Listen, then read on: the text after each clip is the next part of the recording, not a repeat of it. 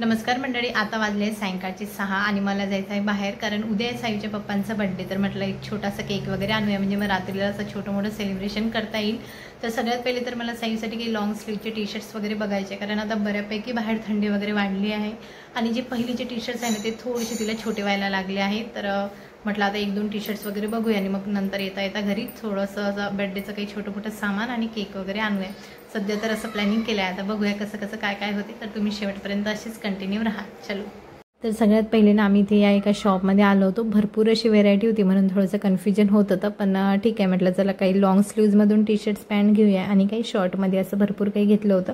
घरी गेल्यावरती मी तुम्हाला पुढे दाखवेलच, पण त्या अगोदर तिच्यासाठी ना मला काही शूज वगैरे पण घ्यायचे होते, कारण आतापर्यंत ना मी तिला ते जे सॉक्स टाईप शूज असतात तेच वापरले आहे, कारण तिला एवढं प्रॉपर बॅलन्सिंग तिला आलं नव्हतं अजून, म्हणजे चालताना पडायची भीती राहायची थोडीशी, म्हणून मग आम्ही तेच वापरायचो। पण आता तिला तिचं प्रॉपर बॅलन्स वगैरे आलं आहे, आता ती तिचं व्यवस्थित चालायला लागली।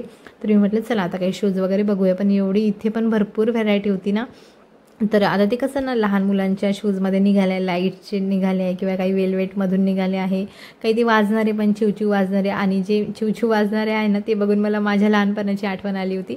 तर मी म्हटलं नको हे जास्त लाईट वगैरेचं नको आता, कारण सुरुवातच आहे, पुढे बघूया। पण मग एक साधाच एक छोटा घेतला होता, तुम्हाला मी पुढे दाखवेलच।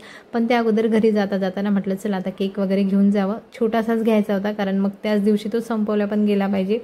तर एक इथे केक वगैरे घेतला। तर आता वाजले आहे 8:45 आणि आता आम्ही घरी आलो आहे। तर भरपूर गर्दी होती म्हणून खूप वेळ पण झाला आहे आणि आता पटकन काहीतरी खायला बनवते, कारण खूप जास्त भूक लागली आहे।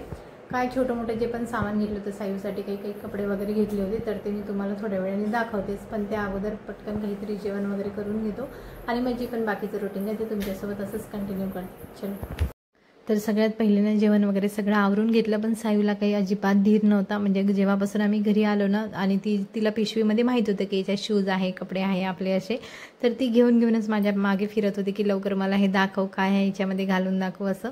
तर ते बघून मला माझ्या लहानपणीची आठवणच येत होती आज, कारण मी पण सेम करायची। आईने कुठून बाहेरून काही आणलं की मी म्हणायची दाखव आई बॅगमध्ये माझ्यासाठी काय आणलं, दाखव काय आणलं।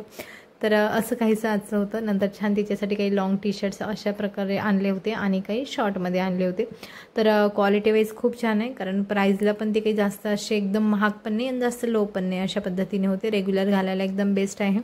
नंतर मग शूज जो आणला होता ना त्याच्यासाठी तिची काही वेगळीच एक्साइटमेंट होती, कारण तिच्यामधून येत होता आवाज, जो चिवचिव आवाज असतो ना तो, तर लगेच तिने घालून बघून चालून पण दाखवत होती असं तसं।